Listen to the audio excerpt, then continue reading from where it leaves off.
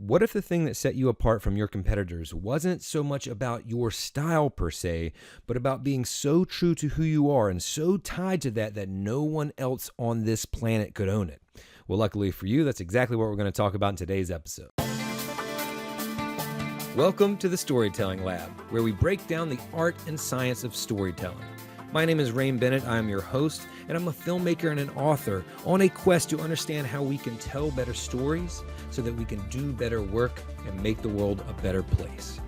Each episode, I host one of the world's best storytellers to help you understand how to leverage storytelling to increase your sales, deepen your connections, and serve your audiences better.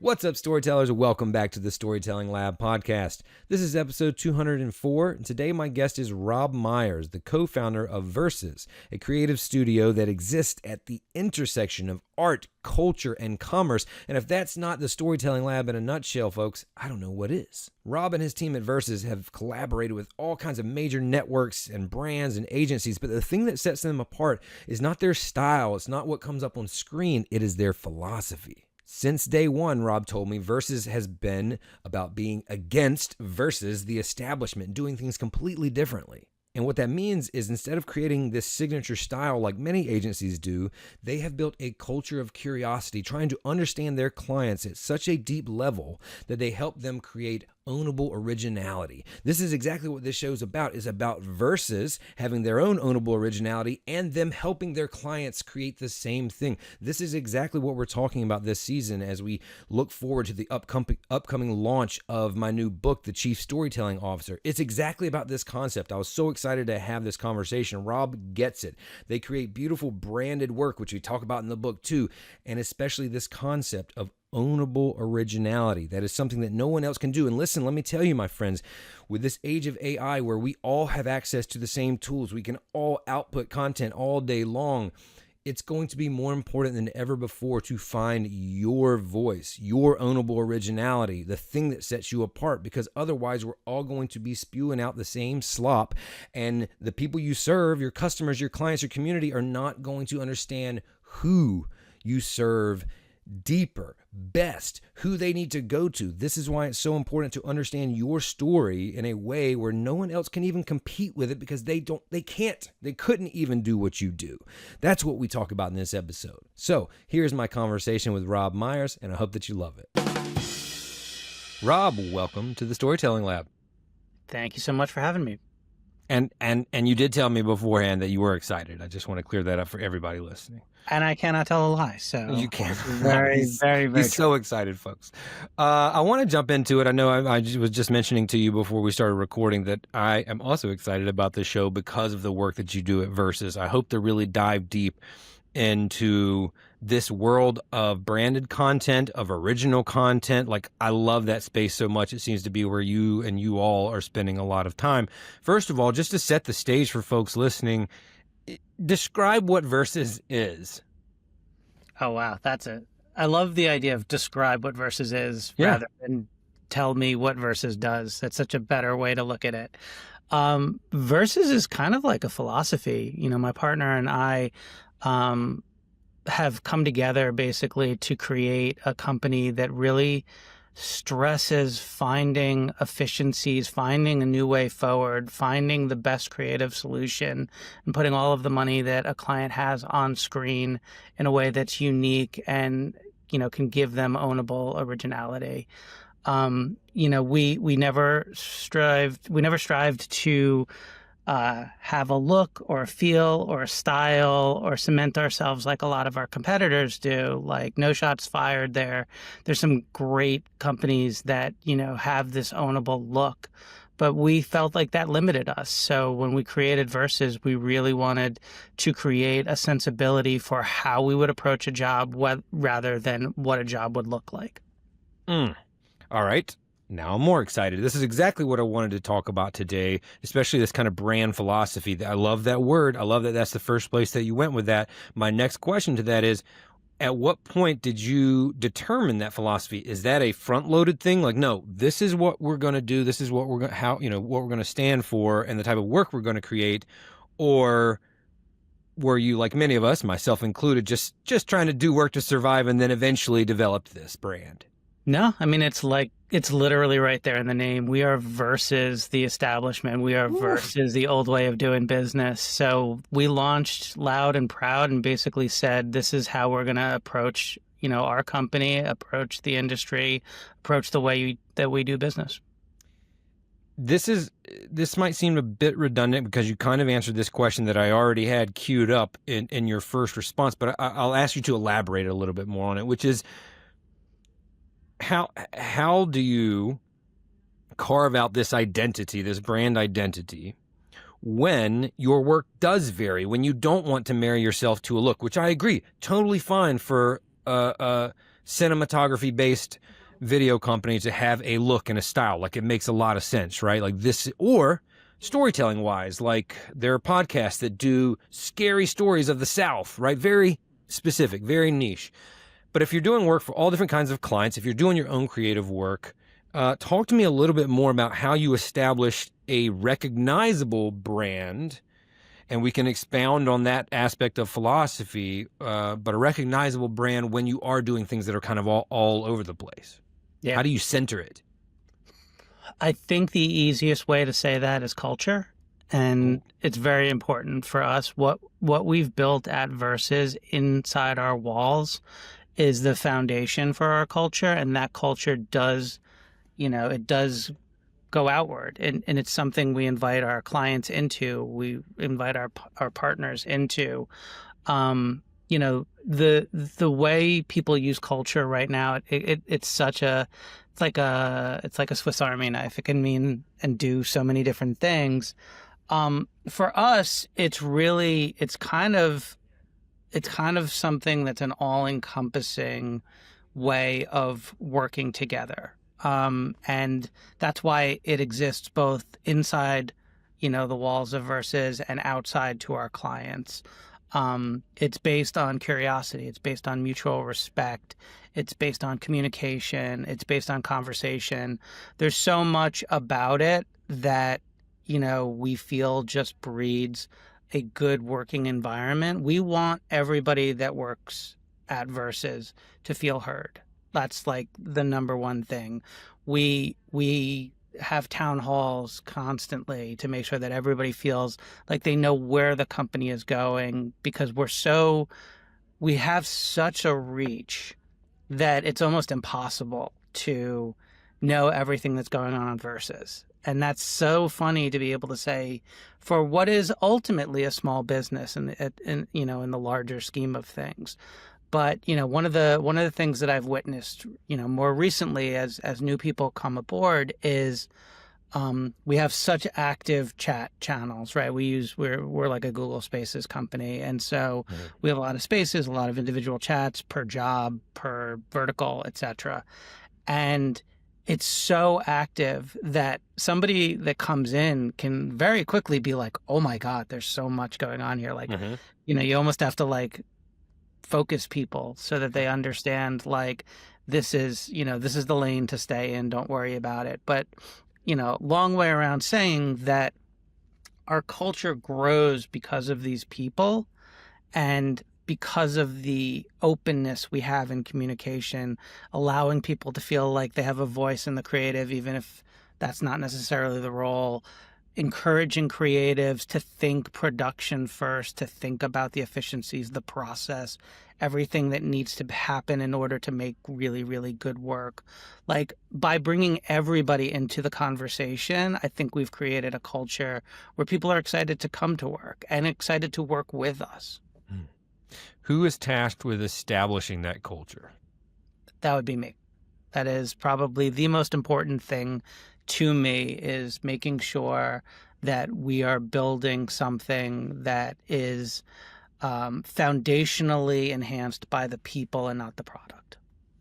And how do you ensure that it is woven into the departments, the systems, that people aren't kind of going off into silos? Like, it's easy to say the big picture, theoretical, like, this is our culture, this is what we stand for. How do you execute that daily or weekly? Well, this goes back to what I had said before we started recording, which is The scariest thing that I can actually imagine, and what I went for as Halloween, was my schedule, right? Yeah. My schedule is insane when you look at it. There's no free time. Almost any day you look at is fully booked. And that's because I want to keep the conversation always moving forward, whether it's with a customer or whether it's with a team member. I make sure that I'm constantly in motion and I'm constantly talking, feeding, enhancing, etc. And I think, one of the things that I was once told that I kind of ran counter to was, as you grow, you need to start delegating a lot of these conversations, a lot of these maintenance conversations to, the people that, rise, beneath you, basically, right? Your generals. So, so on and so forth. I've sort of rejected that. I want to stay as close to the ground as possible, right? I want to make sure that there is nobody that doesn't feel like they can just walk in my office and talk to me at any time. And so whether it's like, monthly one-on-ones with every single staff member that we have, or whether it's just literally going into, the studio space and making sure that I talk to everybody, see how they're doing on a daily basis, like that sort of constant communication to me is so important, because I feel like as soon as I feel like I'm out of reach to somebody, we've sort of run counter to everything we strove to build. Something you just said triggered another question or topic I wanted to bring up. This wasn't you that said this, but I think you reposted it on LinkedIn, but someone on your team, and it's very aligned with what you were just talking about. I can't remember her name, but she was talking about the concept of stability.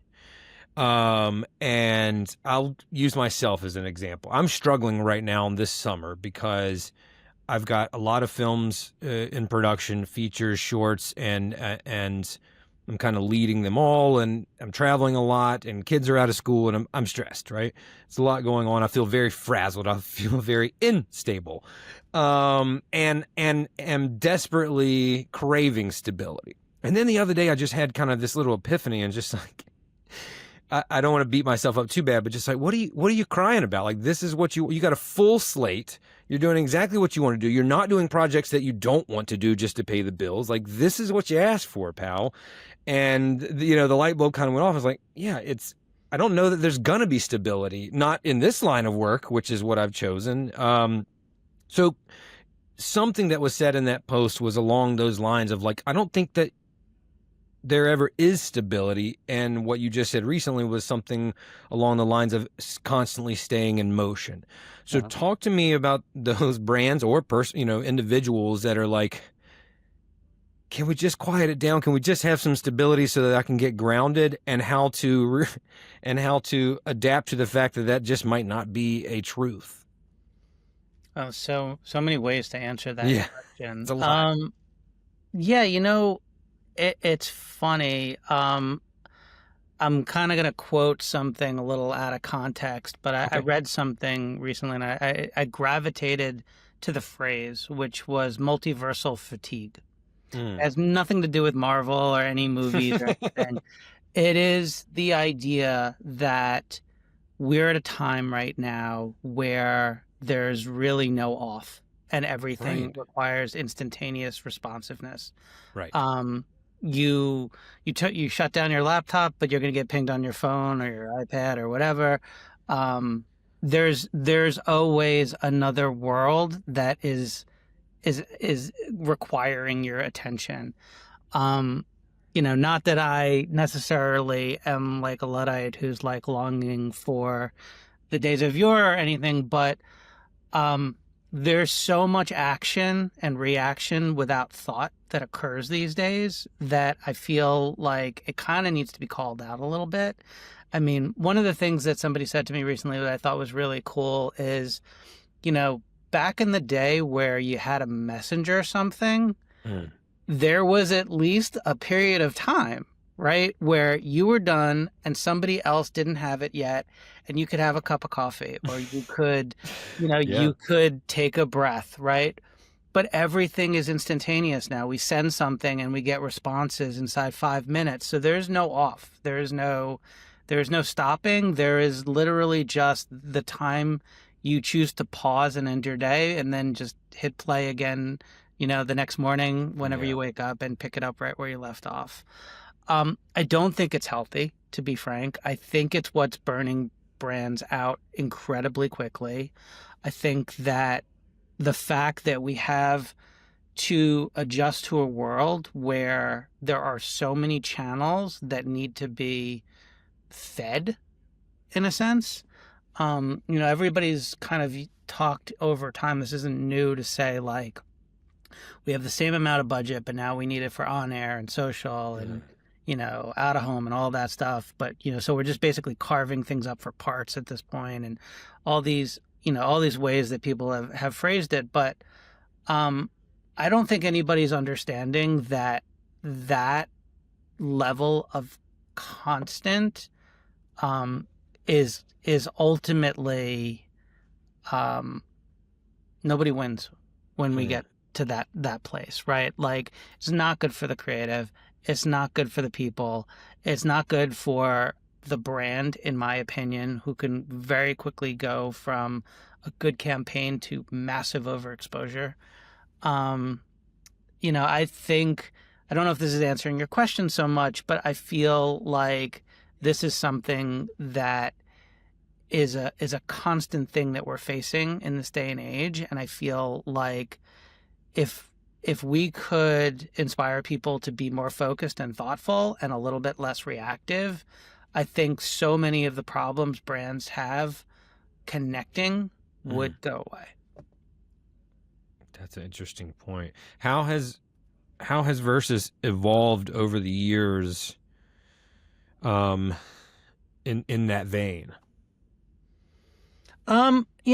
I think Versus being Versus, we always wanted to create a connective tissue in a lot of different places. Mm-hmm.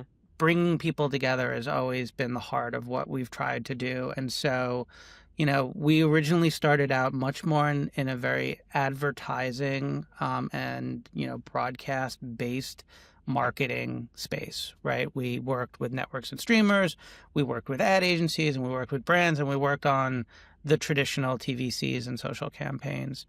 About 4 years ago, we started developing our own long form. And from the get-go, even though we had a lot of amazing work that we did that we sold through to places like Hulu and AMC, what we really wanted to do from the start was bring brands into that space, because we felt like, here's all the stuff that we're learning from the marketing end of things, and brands are not taking advantage of the long form space enough.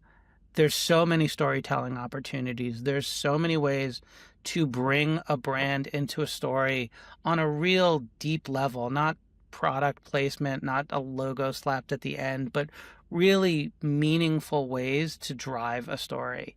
It's a process, right? And the past couple of years have been incredibly, trying for the networks and streamers and everything. And now we're really reaching a place where we're settling into this being less of a chat, like less of a conflict. I always felt like, again, like early on when we would talk about this, it would be like, no, that's brand content. That's different. Right. Like, we don't do that. Right. Mm-hmm. And now all of a sudden, like, brands are a part of the story, and it's exciting to me. It gives you so much more white space to play in, basically. Absolutely. I want to stay here for a while. This is part of the conversation I was most excited to have. And I am seeing this more and more. There's a local company here in North Carolina that I am seeing creating their own documentaries, like video production, or, creative agencies that are full of filmmakers and writers and artists and creatives starting to do original content. It makes sense. They're full of those types of people. Many people, have always had that dream. But I think it's really interesting, the creative brands that are starting to do that as well. And this is what you're talking about, hoping to help facilitate, it sounds like. Talk to me about the importance of that. Like, why, right? I love the brands like Yeti or Patagonia, who's out there creating documentaries, right, that are just incredible. First of all, what good is that? Like, if I'm trying to convince someone, someone on my C-suite to let's raise some funds to go create this documentary, and they're like, why? What's the answer to that? It's tough. You could look at it two ways, right? You could tell the story and then seek out the brand along the way as it feels like there's a natural touch point. Mm-hmm. Or you could go straight to the brand and be like, this is a story that you should be telling because you have a point of view. You have an outdoorsy point of view. Like, this is a courageous exploration tale. Like, this should come from your voice. You should make a statement and move from there. Like, that's something that excites me a lot. Retroactively doing things is fun. But it does sort of take the brand's voice out of the creation process, right? Mm-hmm. So like we've worked, with brands like Eddie Bowers, and we've worked with brands like Everlast, and we've really been able to create some very interesting narratives with them. Sometimes in the beginning, sometimes in the end. I think we're getting to a place where people want to be there at the start more. So those Mm-hmm. conversations that were a little bit harder early on are a little bit easier to get right now. It used to be very much, I feel like when we first started and we would approach a brand, it was kind of like, yeah, you get started. You come back and you show me something Yeah. that I can, I don't have the imagination, they don't have the imagination. So they need sort of a proof of concept. And then you show them something and they're like, oh, okay, I get it. I think now there's a little bit more vision. And I appreciate that. I appreciate that they want to be starting conversations as opposed to joining them. And so I'm very excited for what this means moving forward. And it's interesting because like even when you're dealing with like without going too much into detail, like the idea of a housing deal is evolving, right? Like used to be like a production company would be like housed at a studio, right? And there would be like a first look kind of deal that existed. I write a script. Paramount has the first opportunity to say, I'd like to make that movie, right? Now, as you're working with brands and with streamers and networks and all these things, there's this new world where I feel like everybody needs sales support, right? Mm-hmm. So a company like Versus could have a first look deal with a streamer that basically says, you will agree to produce my job so long as I bring a brand to you. Right? Everybody's going to get paid and I don't have to go through the shopping of it all. Right? And I think because a company like Versus has value in its brand relationships, it opens up a lot more doors for us on a long form side than we would have had 5-10 years ago. And you all, correct me if I'm wrong, have those sorts of partnerships, right? We do, and we also have some amazing partnerships. We're represented by UTA, which is a huge benefit for us in conversation. But we also have some really, really strong relationships with other talent-based agencies like Octagon, where we really feel like there's really no limit to who we can bring in to partner and who we can, get in front of to talk about our ideas, which is great for a company like ours that started so, in such a different area to feel like it's able to be exposed to so many opportunities in that way. It's kind of easy to understand why a company that could be a B Corp, maybe not, but still has that ethos of like the nonprofit, purpose-driven, cause-driven mission, like Patagonia, would create original content like this. But recently I had a guest on the show, Sean Walchef, who's a restaurateur. He owns Cali Barbecue in San Diego, and somewhere along the line started like a podcast, started creating shows, and now he's still got the restaurant for 17 years, and he has like a media company on top of that, which I don't necessarily see that connection as easily as I do like Patagonia making a documentary about conservation. So the question is, does it still apply? Like, can any business still employ this strategy, like this storytelling strategy of creating original content? Is it helpful for a restaurant company or a bank or anything else, in your opinion?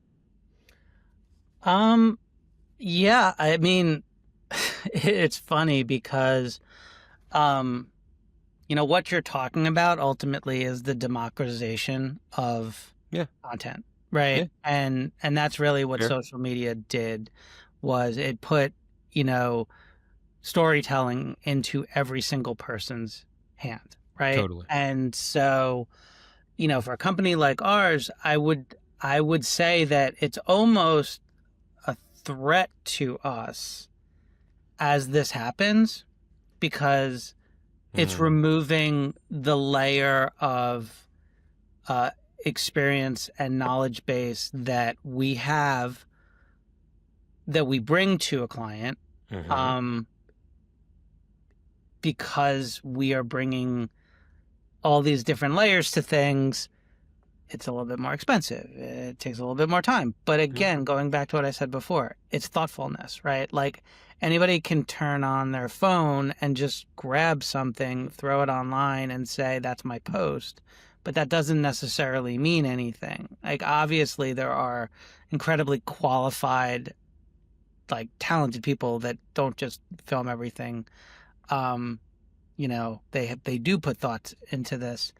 But it's certainly not the majority. I mean, look at LinkedIn these days, and all it is AI slop after AI slop after AI slop.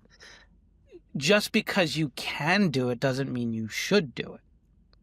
So that's what I'll say on that point. But going back to what your real question was, is can or should a restaurant behave this way? I'll actually take my versus hat off for a minute and just put my entrepreneur hat on and say, absolutely. Like, I would. My father owned a restaurant. I grew up working there. I wish I had grown up in a world where I could have assisted him from a media standpoint so easily. Like, I would encourage people to do that. I would also encourage them to know what their limitations are, and that just being present isn't reason enough to do something. That's a good line right there. One of the things I'll just add that I thought was really, really interesting when you talk about like food in particular, and it's funny because I'm going to use taste as sort of two meanings, right? There is so much being marketed right now and sold right now that is trendy, right? It's the unicorn drink at Starbucks that's off the menu. It is, the specialty sandwich, the rainbow bagel of 10 years ago or whatnot, right? Like, there is so much that people are striving to get and put on their social pages as sort of a proof of concept. But I think almost anyone would agree that how it tastes is 100% secondary to what it looks like, right? And I feel like there's a metaphor there for the way we are creating these days. There's so much that people are putting out that is based on look and not actual experience. A word. All right, let's stay there for a moment. a lot of the work that I do with people, individuals, and brands is on carving out that philosophy, to use your word, or perspective could be another word. I love, there was something there on the website of Versus, the header image, it says this phrase, ownable originality, I think. I love that so much. I would love for you to just tell me what that means, what you mean by that, or what brands can interpret from that. I think I understand what it means, but I'd like to hear it in your words, because I think that aspect, it's the same thing you're saying of originality and our own perspective is very easily lost these days, because everybody sees what everyone else is doing. So they use the same AI program to put their LinkedIn slop out there. And it's just like, what do they call it? A sea of sameness. Yeah. Right? It's the same stuff over and over and over again. And therefore, no one can ever differentiate why I should work with you versus someone else, because everything looks the same. And if everything looks the same, the only differentiator is price. And now we're in a race to the bottom. And it's not really a game that I want to play. So Yeah. sorry, I digressed a little bit there. But ownable originality, what does that mean? Why should brands strive for that? When you say a sea of sameness, I think that sort of is, kind of like an adjacent concept, right? Fair enough. Which is, I think brands don't really own who they are and create something unique to themselves. What we want to build is that presence that a brand is not only doing something different, but they're owning the message. They're owning the way it's being displayed, the way it's being communicated, etc. So it's not just a matter of being like, hey, this is a different style of animation than anybody's ever done before. That's original, sure. But why is that important to a brand? What does that say about them? It doesn't say anything unless we create something truly ownable for that brand, that they can say the purpose behind why we did this is uniquely us. Mm-hmm. I like that. You said something a moment ago about kind of putting your entrepreneurial hat on. And again, I like where you are and where Versus is at this kind of intersection of art, creativity, and commerce. I have found, especially through this show, that the similarities between artists and entrepreneurs are pretty significant. Do you agree? Do you see that the same way? What are the shared attributes of those two kind of archetypes, or are they basically just two sides of the same coin? I definitely could see similarities. Absolutely. I feel like I think there is a shared willingness to fail that exists there.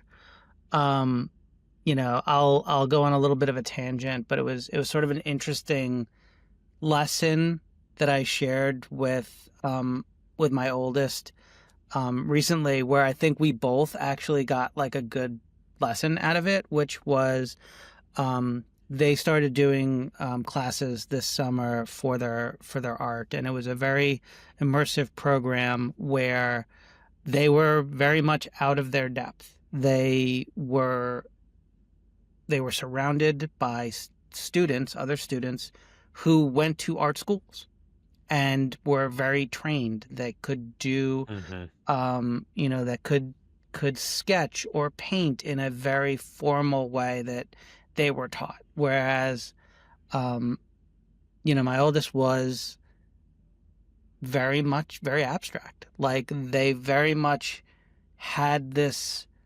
childlike sensibility of looking at things, right? And so when we went at the end of their term to the show that the school put on, they were very upset because they were like, look how much better everybody is. And I looked around and I said, you're the only person that's unique here. Everybody else is doing great work, but you are actually the one that stands out the most. And I loved what they did. So, to me, it's very similar when you look at that you have to be willing to be different. You have to be willing to break rules. You have to be willing to fail or be judged or, have people come at you and say, with their critiques. And I think that's whether you're an artist, paint or music or whatever, or an entrepreneur, you're going to get both. You're going to get the same sort of treatment on both sides. And you just really have to be willing to say, this is what I stand for. This is who I am. This is how I'm going to do it. If people agree with you, you succeed. If people don't agree with you, you fail. You start over. You figure out what's the next way to do this. How do I adjust, right? And I think, if you're trying to draw like a parallel between the two, ultimately it comes down to taking risks.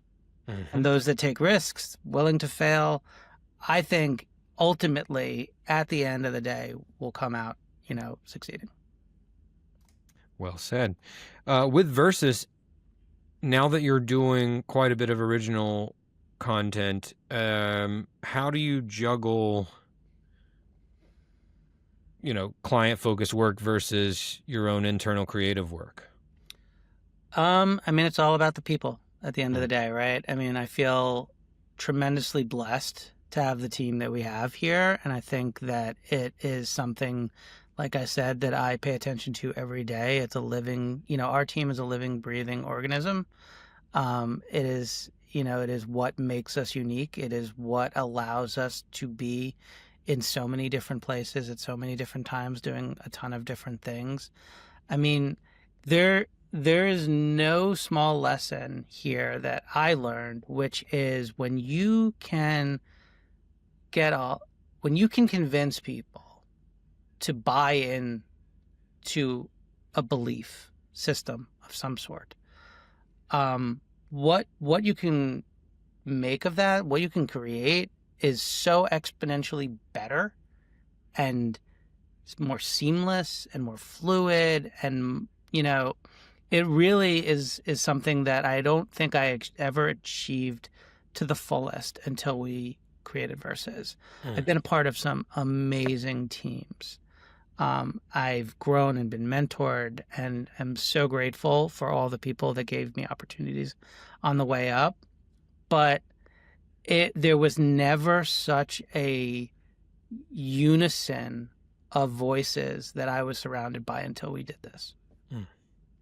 How do you all fund the original pieces? Is it like traditional filmmaking? You try to raise money? Is it self-financed or brand partnerships? I feel like we've done all of the above. We have self-financed stuff that we believed in. We've sold through ideas that we've produced in unison with studios. We've brought in funding for certain things and then, taken it on the road. We've done the festival circuit. We've kind of touched every way of filmmaking at this point. And, there's benefits and drawbacks to all of them. I think what was really, really gratifying to us was the first thing that we did, we self-financed. Mm-hmm. And we were able to find it a home, get it streaming, get people to see it. We got great feedback. And so, when the first thing you've invested into that, to that point, succeeds, it gives you so much confidence that this is not some scary world. This is not something that you need a ton of experience in to be able to succeed in. And I think, having that level of acceptance, like, oh, okay, like people believe we can do this. So we believed in ourselves. People believe we can do this. Now there's nothing that can stop us. Absolutely. Do you think there will be a time where that is the primary work that you all do, or is there even any interest in evolving into original content only? I don't think we would ever just focus in that area, just like I don't think we would ever focus in any one area, to be honest. One of the things that, we built versus to be always was medium agnostic. So even from a marketing standpoint, if a client came to us, we didn't necessarily want to just spit back to them a video idea, because maybe there's something better. Maybe we should print something. Maybe we should do an activation, out in the real world. Like, what is the best way to serve the creative and tell the story was always what we strived to do. And so one of the ways that we grew was doing long form content, but who knows? Well, maybe the next thing that we're going to do is tech driven. Maybe we're going to create a new tool. Maybe we're going to do, maybe we're going to do something out in the real world that is a big experience. That's, almost festival. Like, who knows? Like, we refuse to limit ourselves. And so I think if we focused on any one thing, we would be denying ourselves the creativity that the rest of the world brings. I think it must be so exciting for the team there to like just have the ability and autonomy to do that. Like, we're going to make an awesome film, like a bunch of indie filmmakers this month, this quarter, and we'll do our client projects, and it's just like no day's the same, but they still get to scratch that. As I think traditionally it's been like business or art, right, or creativity, and I love that you exist in this this middle space, and I would be stoked to work there to be able to do that, because a lot of people that end up at agencies maybe had the desire to be a writer or a filmmaker at one point, and now you get to be like, honestly, I think it's so awesome, and I hope that everyone on your team does too, because it sounds incredible. I mean, I appreciate that. Thank you so much. I mean, that is everything. That is what we're striving to do. I mean, one of the things that I really, truly finally got to a point where it kind of was all out in front of me in the open, and I got to like sit back and be like, wow, this is pretty cool, was, in this last year alone, in addition to countless like amazing marketing campaigns that we've been a part of, we've brought films both to theaters and streaming networks. We published our first book. We published our first graphic novel, which is going to be featured at Comic-Con in New York in October. We're working on mobile games. We're creating these new tech tools that allow us to animate on a level that, we've never been able to do before. It's a great universe to exist in here, where it's all here. And, I remember at one point literally looking back and being like, there's a book on my shelf, there's a comic over there, I'm watching this spot. It's just, there's a movie poster or for the latest thing that we've made, on the wall. That's everything I dreamed of building when I was a kid. I just didn't know that it was possible until Versus. It's impressive, man.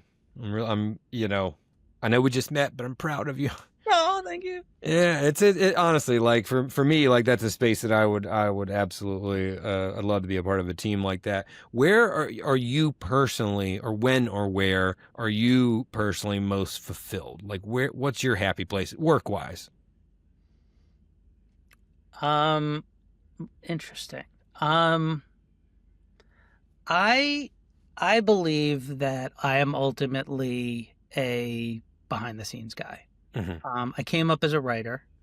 I did a lot of copywriting.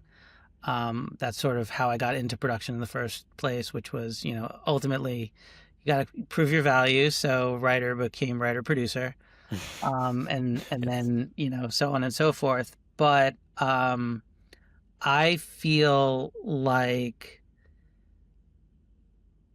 all along the way, I never lost my love for the creativity, but I really, truly appreciated the people. And so while I am stoked when we create something that looks awesome and, resonates with people, and, we get comments or, whatnot, social media blows up because we did something really cool, I still celebrate the people behind that first. I like to champion people. There's no relationship that I've ever fostered that I feel is over.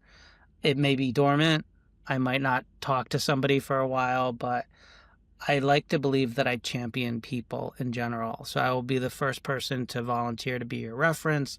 I will be there to share my experience however I can. I really take the idea of being a mentor for people in my company very, very seriously, which is why I feel like the door always needs to be open. So yeah, I mean, I'm so proud of all of the things that we've created over time, but if there's anything I take the most pride in creating is the culture at Versus. Well, the tricky little like selfish motivation there, not really selfish, is that when those people, when they win, you get a little piece of that. Like you feel that pride, you feel that excitement as well, and it spreads farther than your hands could reach just on their own. I think that's a really cool added benefit, right? That like 100%, 100%. And it's funny, like it's even though I was a father before I was an owner, I think some of the greatest parenting lessons I've had came from the work, and I was able to adapt it to my children. Like I said, like building this culture, building this sense of community and this belief that, the sum of the parts, creates something amazing, basically, is so important to me. Absolutely, man. And it's all much bigger than me. At the end of the day, yeah. I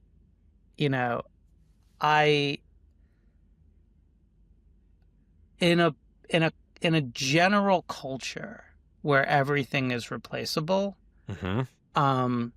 I feel like the only way to make yourself irreplaceable, and I'm not saying this in a selfish way, but the only thing that is irreplaceable at the end of the day is trust, is relationships. Like, these are the things that everything is founded on. Creativity gets you to the table. It gets you a seat and nothing more than that. Anything that you're gonna attain from there has everything to do with who you are, what you bring, how you do it, and ultimately, beyond yourself, how can what you're doing help other people? I could keep going, but I think that's just such a great exclamation point on the conversation. So I'm gonna stop us right there. I think that was beautiful and poignant, and I appreciate you, man. This has been really, really fun, and sincerely, super impressed with what you all have built there. And I love the approach that you've taken. And yeah, I hope that you're excited and proud of it, because it sounds incredible. I appreciate that. It really does mean a lot. I'm not, traditionally, like I said, I'm traditionally the behind the scenes guy. And that doesn't mean that I don't love talking about, how proud I am of what we have here. Even if I don't do it as often as my partner, the idea that I have an opportunity to tell people not just that Versus is special, but why it is, and who is responsible for that, and that's not me. It's everybody behind me. It's everybody that props me up. It's everybody that makes Versus look the way it does.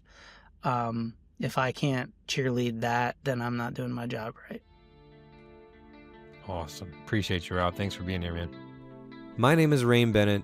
Thanks for listening. If you enjoyed that episode, do us a favor and subscribe to the podcast.